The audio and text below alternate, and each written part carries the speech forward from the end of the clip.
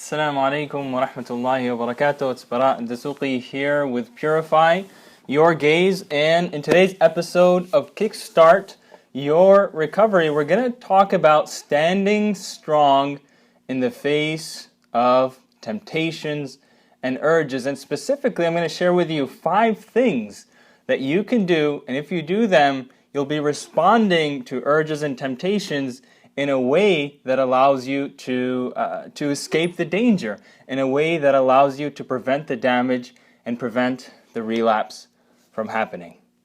Now, the first thing I want to start with for today is I want to ask you, when you experience an urge, how do you respond? How do you find yourself responding in that moment? That moment where, although you had made a commitment to stay clean, and let's say maybe you made it a couple days or a week or even a month, but now you find this hunger. You find this hunger to turn back to those old unwanted habits, right? And what does that feel like? What does that look like, right? When we're talking about urge, temptation, right? The minds might start producing images that you had seen in the past. And the thoughts might start racing about, man, how good would it be just to have one little look, right? All kinds of different thoughts. You know what? One look won't harm, right? I can control myself, right? Over time, eventually, the heart gets attached. And the heart gets so attached to the idea of indulging, even if only a little bit. And then it becomes physiological, right? The heart might start beating faster. The breaths might become shallower. And how do you feel in that moment? Maybe you feel a little bit irritable. You feel a little bit annoyed, anxious, maybe angry. You're distracted. You're not able to focus. When you're experiencing that, what's your response? Very commonly, people respond to that experience assuming that it's a problem, right? The way that they're feeling, they assume that it's a problem. They wish, they have the idea that when they made that commitment not to turn back to their old behaviors, that they would not find themselves feeling this urge anymore. So they see it as a problem. And when they see it as a problem, that it shouldn't be there, then they find themselves trying to resist it. Or trying to ignore it. Trying to kind of pretend like it's not there, right? I'm not feeling this way. I'm not feeling this way, right? But in truth, they are feeling that way. And when they do that, when they either resist it, try to stuff it down, or they try to take their mind off of it, pretend like it's not there, then what happens is that it grows stronger and stronger. And as it starts growing stronger, they feel like they failed at their attempt to control their desire, so the urge is going stronger, and they assume that means failure. They assume that they failed, and as a result, at that point, the decision is made, okay, now I suppose that it's time for me to indulge. Now I suppose it's time for me to take a second glance. Now I suppose it's growing stronger and stronger. It seems like I failed. That I'll take a look at that inappropriate material, right? And the assumption is made that now's not the day to quit. Apparently, right? I'm having this overwhelming urge. It seems that now's the time to indulge and change. The change that I want can wait until tomorrow. So that's a common experience when somebody experiences that overwhelming temptation and urge. But what if I told you that the people who break free long term, right? They stay away for months upon months upon months upon years, and they've achieved a level of freedom. What if I told you that they also experience that same exact urge? They also find their mind going back to images that they had seen in the past. They also find their heart getting attached to the idea of indulging. They also might find their heart beating a little bit faster or their breaths getting shallower as they are experiencing this temptation. They also experience that. And they don't necessarily experience it less, and their urges and temptations are not necessarily weaker, but instead they've learned to respond in a way that uplifts them rather than, sends them down into the darkness and depths of indulging in those temptations. So let me give you a snapshot. I'm going to give you a snapshot of what that response kind of looks like for somebody who has really experienced freedom from their old habits for an extended period of time. It could look a little bit something like this. They're experiencing that urge, right? And they feel it in their mind. They're thinking, they're having those thoughts. They're feeling it, right? In their body, in their heart. But rather than seeing that as a problem, and rather than seeing that as a sign of failure, instead they simply see that as a reminder of their slavehood to Allah subhanahu wa ta'ala. They see it as a reminder of their inherent weakness, right? And when they see it that way, then what happens? Since they're not resisting, since they don't have any reason to ignore the problem, to ignore the urge, because again, they don't see it as a problem, right? So therefore, they're able to detect the signs that danger is coming much earlier. They're able to detect the signs much earlier because they're not trying to resist the fact that, this urge is there. So when they detect the signs much earlier, they become aware of their vulnerability. They become aware that danger lies ahead much sooner. And therefore, they take action much sooner. They take action much sooner to course correct, right? They stop what they're doing. They get out of the danger zone. Whatever situation or environment is promoting this, feeling they don't feel right. Whatever's promoting that, they get out of there. They reach out for support. Right? They call somebody, text somebody, because they recognize the danger much earlier on. And on top of that, they also realize that the reason that they're experiencing this, right? They don't make the assumption that they're experiencing this because they're bad or because they failed. Rather, they realize that they're experiencing this because there's some imbalance in their life. There's some conflict that went on that hasn't been resolved. There's some emotions that they've kind of smothered down and they haven't allowed those emotions to express themselves. Or maybe they've just been overworking themselves, been super busy, and they haven't had time to rest. So there's some imbalance in their life, and they recognize that, and the urge that they feel, the temptation that they have, the fact that their mind is going to these places in the past, are simply an indicator for them that there's imbalance in their life and they need to correct. So they use that as a compass to tell them when they've lost track in their life and they need to get back on track, rather than the urge being, an indicator of failure, it becomes a compass, it becomes an opportunity to correct themselves and achieve balance in their lives once again. And as they stand strong in this way, slowly but surely they return back to a balanced state where they don't feel triggered anymore. Right? They stand strong. They do these steps that I mentioned, and eventually the urge passes. Eventually, whatever was unresolved, it's kind of taken care of. And they get back to a balanced place where they don't feel triggered anymore.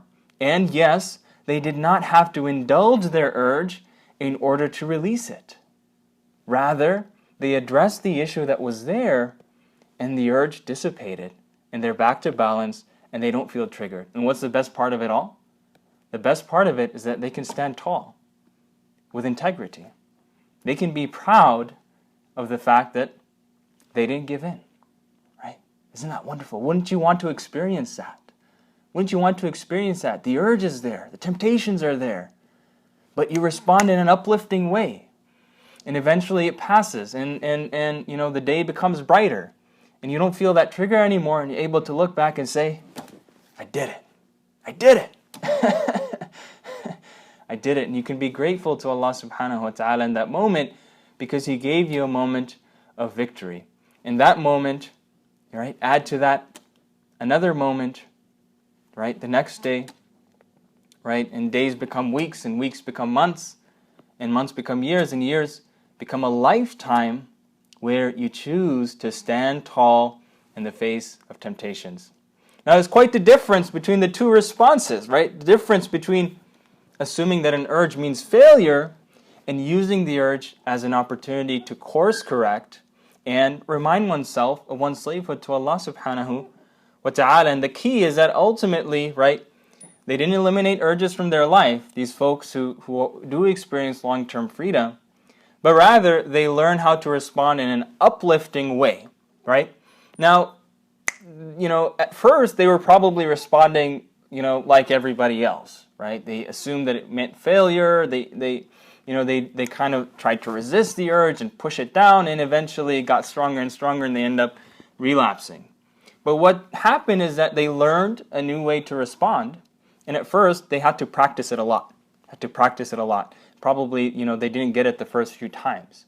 But as they continued practicing it, right, now that old neurological pathway that had them go from urge to indulging, now that old neurological pathway is being replaced with a new one that has them go from urge to recognizing danger, to taking some corrective action, to ultimately experiencing the victory of making it without indulging in their unwanted behavior. So now they have a new pathway. Their brain has learned a new way to respond. Eventually, even though not at first, but eventually, it becomes second nature. And that's what allows them to continue for extended periods of time without turning back to their old habits. I'm going to share with you the 5 steps that you can take when faced with temptations so that you can respond like these folks in a way that uplifts you, insha'Allah ta'ala. Step number 1, all right? You're faced with those temptations, you're faced with that urge, you want to prevent disaster. What do? Step number 1 is recognize the danger. Recognize the danger. Recognize the danger. People frequently ignore the signs of danger, right? Or maybe they simply don't recognize that there is danger, right, as it's approaching. So how do you recognize that you are in danger, right? How do you recognize that you're in danger? The best way to do this is to take a few moments and ask yourself, what happened last time I relapsed? What happened last time I slipped? What was going on in my life, right? What was the day of the week? What was the time of the day? What events were going on in my life, right? Also, very importantly, what kind of emotions were I feeling? Was I feeling? Was I feeling very bored? Was I feeling very overwhelmed? Was I feeling very stressed? Was I feeling very anxious about some social interaction that didn't go so well? I totally embarrassed myself, right? For a lot of folks, those social interactions are a big source of stress and anxiety, okay? But observe that for yourself and think about the last time you relapsed and think about what was going on. And if you do that enough times, you'll realize that there's a pattern. There are certain things, and that you can actually raise the red flag, right? A week before the relapse happens. A lot of people, feel like it just happened out of nowhere, but in reality, there were signs, that were happening much before the actual relapse happened, right? And so observe your past relapses so that you can raise a red flag and say, there's danger ahead, right? You can recognize the danger before it's too late. And the sooner that you can recognize the danger, the sooner you can course correct, and the more likely it is that you'll stay safe and you'll emerge victorious, right? And the best way to do this, of course, is write. Take out a journal. If you don't have a journal, please go get one. Get a nice journal and write, right? Think about your past slips and write, what you can identify happened during those times that can help you recognize the danger next time sooner rather than later.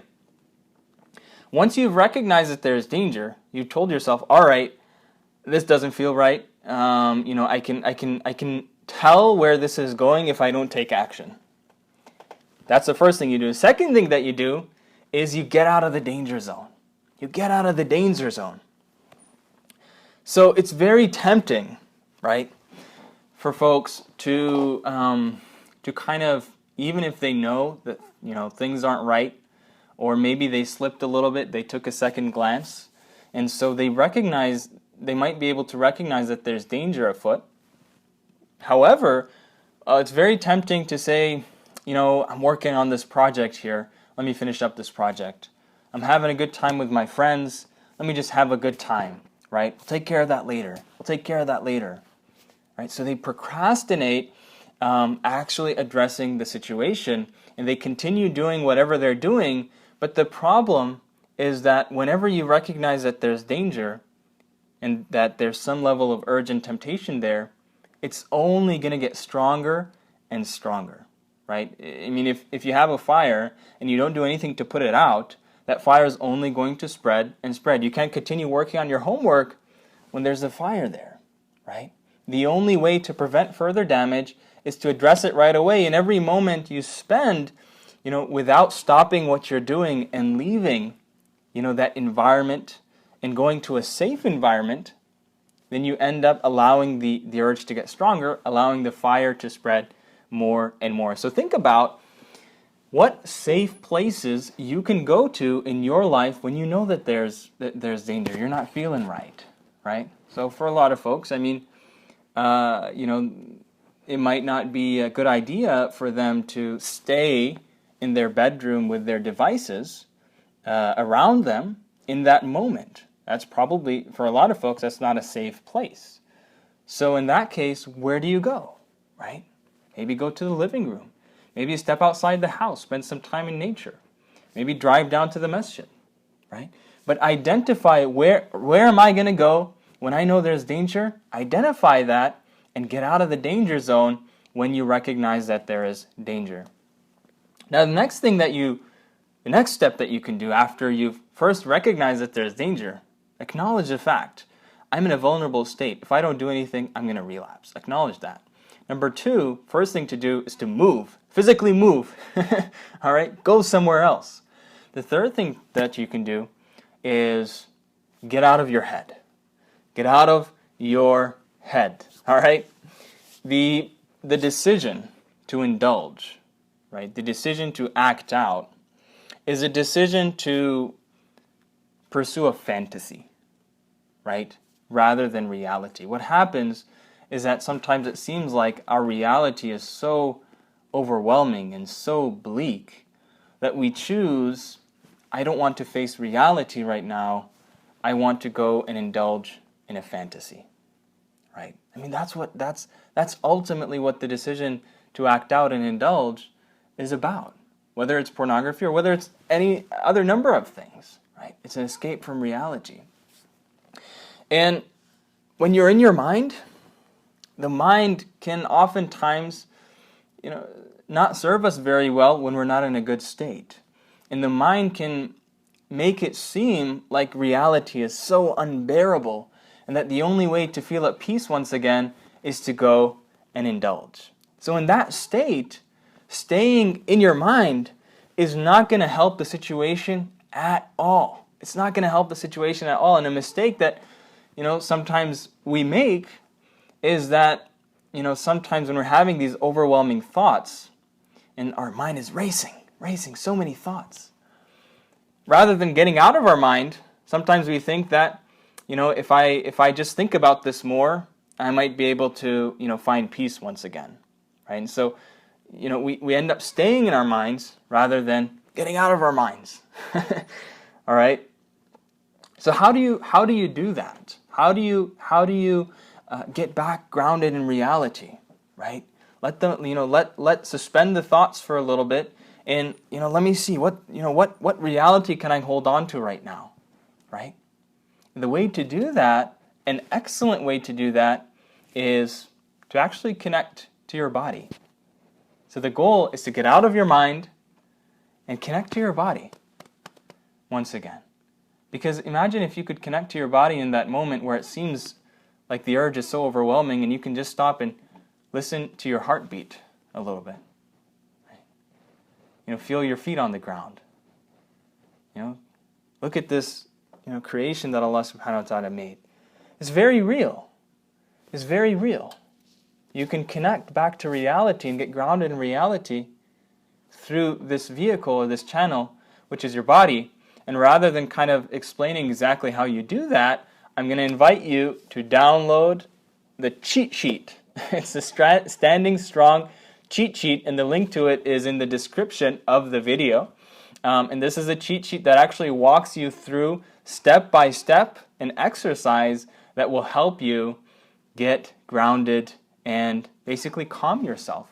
Calm your emotions, calm your body, right? Slow your heart down a little bit and get grounded. And get grounded. Because when you're in that state, then you're empowered to make decisions that you're not going to regret later.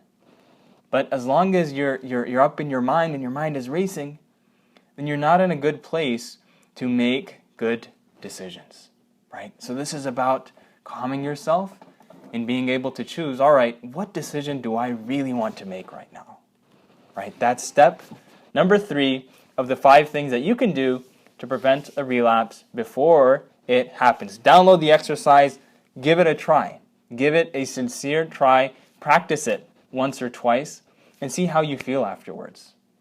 That's going to help you prevent a relapse from happening. So the fourth thing that you can do in the face of temptations and urges to prevent it from ending in a way that you don't want it to end, and instead being able to stand tall and victorious at the end of it all, is to reach out for help as soon as possible. It's so tempting, right? Maybe after all this, you move, you recognize the danger, you get out of the danger zone, you calm yourself a little bit, you do the standing strong exercise. It might be tempting to think, oh, whew, alhamdulillah, all set, safe from the danger. Right? Now let me go back to normal. But the reality is that, and I say this, I've said this multiple times, is that as human beings, we need other people. Allah subhanahu wa ta'ala created us in that way, that we need other people. And if it's really important, for you to stay clean, not just this time, but next time and next time as well, then it's important and it's tremendously useful, right? And you get tremendous leverage when you invite somebody to be part of this process, when you invite somebody to help you keep your commitment and reconnect to what's important to you. That's how you prove to yourself and to Allah subhanahu wa ta'ala, this really matters to me. This really matters to me. And I mean, if you feel like, I'm really just not willing to involve somebody else in this, and you're not willing to give it a thought, you're not willing to at least think about who that could be, then the question that's worth asking is this really important? Is it really important for you to stay clean and keep your commitment, to abstaining from the harmful habits for an extended period of time? Now, who is this person that you can reach out to? And, maybe it's in the middle of the night, and you're like, hey, help, I'm in trouble. All right? 2 a.m. in the morning. Who's that person you can reach out to? I won't spend too much time talking about who that is, but it can be a number of people. If you're part of the Purifier Gaze community, then, of course, we have the Accountability Buddy program. After you've been a member for some time, you can request your Accountability Buddy. If you're interested in that, email support@purifyyourgaze.com. If you're a member in our community, of course. If you're not, or even if you are a member, right, there are a lot of other people that could serve a role for you to reach out to. It could be a trusted friend who you feel safe sharing what it is that you're going through with them and letting them know, hey, I just need somebody I can reach out to any time of the day, any time of the night. They don't have to necessarily say, okay, yeah, definitely, I'll answer the phone and we'll chat for an hour. They don't necessarily have to do that, but you do have to have the understanding with them. Look, I might need to reach out at odd times. It's okay, maybe you're not going to be available, but I'm still committed to reaching out. And they'll get back to you whenever they get a chance to. So having that person. So just start thinking about who that person could be for you so that you can prevent a relapse next time before it happens by taking these steps. We've talked about step 1, 2, 3, and 4 so far, which are recognize the danger, get out of the danger zone, get out of your head, reach out for support, and finally, reaffirm your commitment to sobriety. You see, if you've made it this far, then chances are that you've avoided the danger. You've avoided the danger with the little caveat, this time, right? This time. But how do you know that next time you're going to be as strong? Maybe this time you're like, yeah, step 1, step 2, done, step 3, step 4. All right? But maybe next time you won't be as strong. And so what you want to do is not just to make it out safe, but to make it out stronger. You want to make it out stronger. And how do you do that? You reaffirm your commitment. You ask a couple questions, right? You ask a couple questions. Why does all of this trouble that I went through right now to stay safe and come out victorious, why does all of that matter? Right? Why did I just go through all that trouble? Right? Why am I making it a priority in my life to keep these behaviors out, to keep my boundaries, and to stay clean? Right? Why does that matter? Why don't I just say, oh well, why didn't I just say, oh well, it can wait till tomorrow? So asking yourself these questions helps you reconnect to the bigger picture of why you're fighting this fight in the first place. That helps you to stay strong this time, but it also helps you realize that, man, I'm so glad I just did what I did. I'm so glad I recognized the signs of danger. I'm so glad I reached out to my support person. I'm so glad I stopped what I was doing, whatever it was, and I got out of there, right? And I went to my safe place. I'm so glad. Because, why? Right? Because I'm building a life of freedom. Because I'm growing as a human being. Because, sometime down the line, I want to be a spouse to my husband or my wife, depending on whether you're a brother or sister. I want to be a wonderful spouse. I want to be a wonderful son. I want to pursue my passions, right? What is it that matters? What is it that makes all of this matter for you? Connect to that. So that's step 5 of the 5 steps to stay safe in the face of temptations and to stop a relapse before it happens. So in closing, ultimately, nobody breaks free because one day they decide, I don't want to have this in my life. They make a super strong commitment, and that's the end of the story, right? That does not happen. Yes, maybe there's a day when you realize things need to change, but that day has to be followed with a consistent commitment and recommitment, right? Because that urge and that temptation is going to come. And standing strong today, and then standing strong tomorrow, and then doing that the next day, and just focusing on one day at a time, one moment at a time. That adds up to the weeks, which add up to the months, which add up to the years of freedom. Years of freedom from habits that truly don't deserve to be in your life. They're taking too much from you. They don't deserve to be there. They don't deserve to be there, right? Now, by having a plan ready, by knowing these 5 steps and knowing what you're going to put under each one, where are my safe places, who am I going to reach out to, right? What are the signs of danger for me? Having that plan ready is what empowers you to respond to urges in an uplifting way rather than consistently feeling like, man, I resisted, and then they overpowered me, right? Because the key is not to resist, but rather to respond. The urges are telling you something, so respond to what they are telling you. Listen and respond. Listen and respond. And I'd like to remind you of all of these 5 steps. There is one that I think, is a huge opportunity. If you practice this step, it'll make a big difference for you. And that is the one about getting out of your head. Don't get me wrong, they're all important. But the one that I feel like maybe a larger number of people will benefit by practicing this. Maybe it's a little bit new. Maybe you haven't really practiced mindfulness and getting grounded in the present. So that's the one that I'm kind of highlighting here. They're all important, but that's the one that I'm highlighting here, right? So that's step number 3, getting out of your head. So don't leave today before downloading the worksheet that will walk you through a little exercise, a 2-minute exercise that helps you get out of your head and connect to your body and get grounded in the present, in reality, because that is the only place where you'll be empowered to make good decisions that you're not going to regret in the future. Jazakumullah khair. Alhamdulillah, I enjoyed sharing this with you, and if you found it helpful, give it a like or let me know in the comments what you thought. I'd really love to hear from you. If you found it helpful also, and you can think of somebody you can share it with, please do so as well. And we'll see you next time, inshallah. Assalamu alaikum wa rahmatullahi wa barakatuh.